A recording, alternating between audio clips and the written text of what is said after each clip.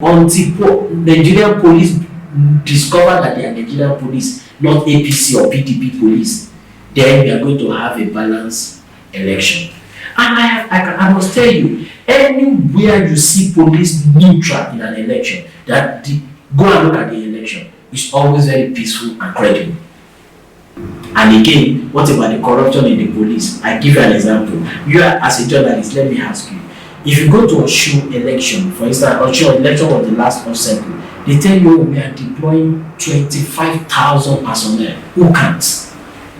We've been fingered with every anomaly of our political life. What can we do for them to actually take the job, the duty of serving Nigeria than serving a few Nigerians against mitigating? I think our position in Kenya has always been that, look, if you are going to do a reform, I think it has to be holistic. We have to go back to our constitution. We have to, and we have to look at it. Now, because I won't stay here to tell you, the police have to be neutral. We keep saying it. But let me ask you a question. The president appoints the IG. Don't forget, the president himself is a member of a political party. The president himself also contested in an election. In some instances, they are contesting for second term. And then the police, the IG, you are going to sign their bill or whatever, and still the one You hire Faraday. Exactly. So that is one. Number two, the president appoints INEC chairman. Though the Council of State, the president said, oh, this is what we have, the Council of State ratified, and then sent to the House for confirmation. Don't forget, both the president and the people in the House, they are all members of a political party. So what it means is, what am I trying to say is that we have to get a system. For example, like they do in the US, it's not the president that appoints the NEC commission there, the electoral commission there. It's not the president. So it's not answerable to the president.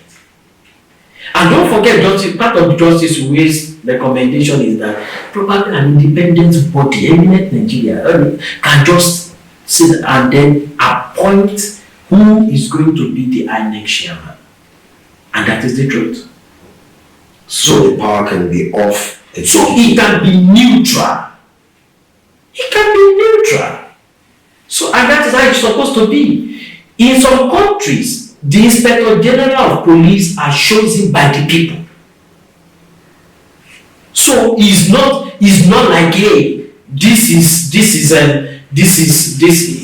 loyalty is to the person that appointed him.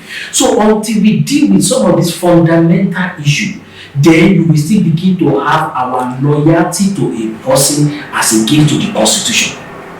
So what we have presently is that we've not been able, and we keep saying it, until Nigerian police discover that they are Nigerian police, not APC or PDP police, then we are going to have a balanced election.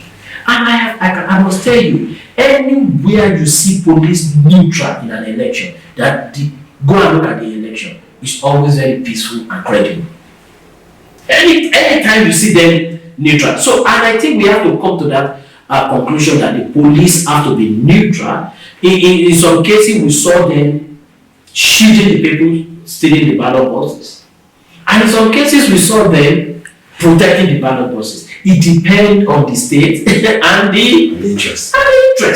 So, until we now have a very neutral and strong institution, stronger than the person, then we are not going to go far. So the first reform has to start from the Constitution until some of these institutions are truly independent. Truly independent. And by truly independent, not only in name, but also financially. That is it. So, okay, I give you an example. President Buhari went to the US. I think last year October. No. I think last year November thereabout, and then said to the whole world that, look, everything INEC needs, I have given them. And he was correct. He has given them, but does it have to be like that? Does a single man who is a leader of a political party have to approve and make sure INEC budgets gets to them? Meanwhile, what should be done? Some of these bodies have to be in the first line charge. We'll be talking about judicial autonomy. That their money also, they should be allowed to manage their own money. So when you now have chief justices, the judiciary, that are not financially independent, how do you want them to dispense justice neutrally?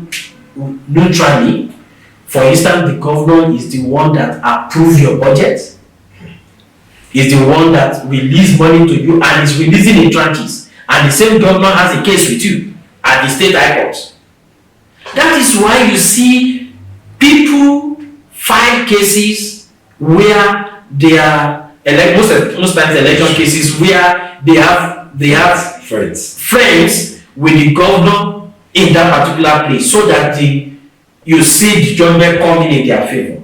So these are the, but until the autonomy is there, they can manage their money, they can do most of the things. Even the police knows that they are neutral on the issue of election. I am not answerable to anybody. We need to discharge our duty. In fact, one of the things we have also seen is that is the security financing. Do they have enough budget for elections? It's another conversation. And again, what about the corruption in the police? I give you an example. You are, as a journalist, let me ask you. If you go to Osun election, for instance, Osun election was the last cycle, they tell you we are deploying 25,000 personnel. Who can't? Whether they are up to 25,000.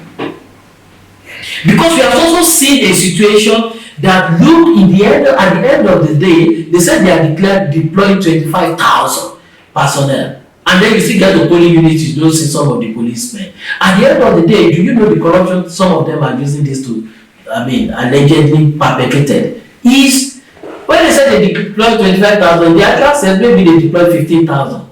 So where is the money for the remaining 10,000 people? Someone is taking it. So who audits this whole process? As of today, there is a committee called ICES, Interagency Consultative Committee on Election Security. It's not open to civil society, to the media. It's not open, it's a closed door. So what do? Meaning they just come out and say they deploy. Wow, they abrogate and reprogate. So these are the only civilian there is the INEC chairman. It's one of the.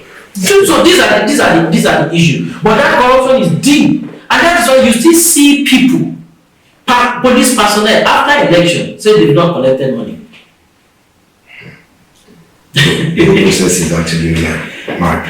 KBI for me, there's judiciary tightening up their process in line with what you just discussed. How important is traditional leaders to reducing this kind of violence, and how important is judiciary to ensuring categories of forms of electoral violence or any violence at all is in place?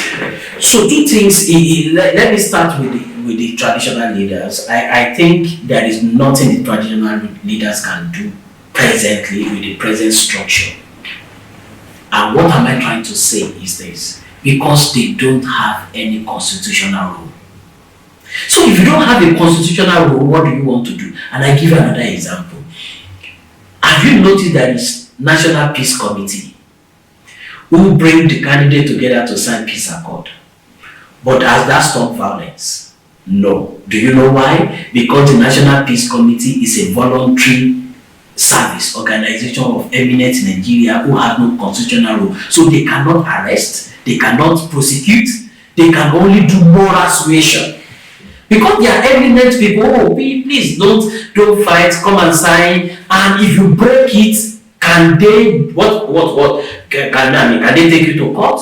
They cannot do anything because they are just eminent people voluntarily are doing this. So what am I trying to say is that if people perceive that the authority you are setting over them doesn't even have a legal backing to to punish them, you understand? To punish them, then the people are not going to do anything. So the first thing, if you want to engage the traditional leaders, the first thing we need to do is to maybe find a constitutional rule for them, so that number one, think about alternative dispute resolution. If constitutionally that is what they are going to do, not culturally, because when the law comes in times, in face to face with the culture we have to step down. So they may be doing that within their domain, but you know that they don't have. So for instance, now if an Oba, emir, or one OB of anywhere just tell a candidate that no, this is not allowed here, and the candidate goes contrary, what can they do? They themselves may even have to go to court. They cannot even punish you. Do you understand? And then at the same time, they can just, we banish you from this place, but do they have a constitutional right to do that? Don't you also forget that our constitution puts the traditional leaders under the local government chairman. Under the local government chairman, people don't even know. So many a time they get their salary even from the local government chairman. So that is a lot difficult. So, but if you ask me, if you give them a constitutional rule, then they are going to do more. Because, for instance, in terms of alternative dispute resolution, so what it means is that most of the cases that have been taken to court are not going to get to court. So the traditional ruler can solve the problem within their domain, and it stands. Those word by word problems. It stands. So if they have that constitutional rule now. But then again, if you give them a constitutional rule of probably punishing an offender and things like that, yeah, probably they will be able to execute that. However, don't forget that it's a complex situation, and I must tell you, half of these people are appointed by the governor, you understand? And their staff of office was given by the governor. Many of them campaign for some of the governors. So literally you can actually, if you mention somebody, literally you can actually say, oh, this king is an APC or PDP or Labour Party. You have that challenge. So now the challenge now is, how will the opposition, who perceive a traditional ruler to be loyal to a political party, mediate effectively? It's another conversation entirely. So these are the issues we are having. So the question now is, we have to go back, sit down, and say, look, and I think the confab of 2014 of Jonathan also addressed it, that they should give them a constitutional rule. But if they do that, and I think there is going to be an issue. But the present structure cannot solve any problem, because many of them are even being attacked. And I give you an example. One of the violence we saw in Osun State happened at the palace of the king of Osogbo, Ataoja of Osogbo, and the man came out visibly to say nobody should come and fight in my palace again, and that is what we have. So when an attack was perpetrated against a particular candidate, now the present governor, in the palace of the king. So this is what it tells you, that look, but as it is. Now let's leave that. The other aspect is the judiciary you mentioned. The judiciary have a lot to do. And we are working on the reports now. We just concluded the research and how the judiciary can save the day. One, prompt discharge of judgments, and people are punished. These things are key, because it is not that people And one of the research we done and one of the findings we have is that people, it surprises you because in the last election, one of the things we discovered is that you have more voter education. The more you have the voter education against vote buying, against violence, the more they happened. So what happened? So does that mean that we are getting the messaging right? Does that mean that we are calling attention to it? No, but we find that look, education alone will not stop violence, vote buying, and any other thing. But what we have discovered is that until the judiciary begin to punish people, deterrence by people being held accountable. So when you see someone being punished, then the voter education message sink in better. But when you say, oh, don't do this, don't do this, don't do this, and people keep doing it and nothing happens, so it keep growing, and that's what we have seen. So there have to be punishment. If there is no punishment, no amount of voter education you do, it goes down the drain. And that is not the truth. So when there is no punishment, and I keep saying it, until we start seeing ex-convicts more in Nigeria, and you ask them, oh, that is an ex-convict, you cannot do this, you cannot do that because it's an ex-convict. And you ask, what did he do? And they mention electoral, is an electoral offender. Then people begin to sit tight. People begin to sit tight. But if you don't have that, it's not going to work. All right. Nigeria as a country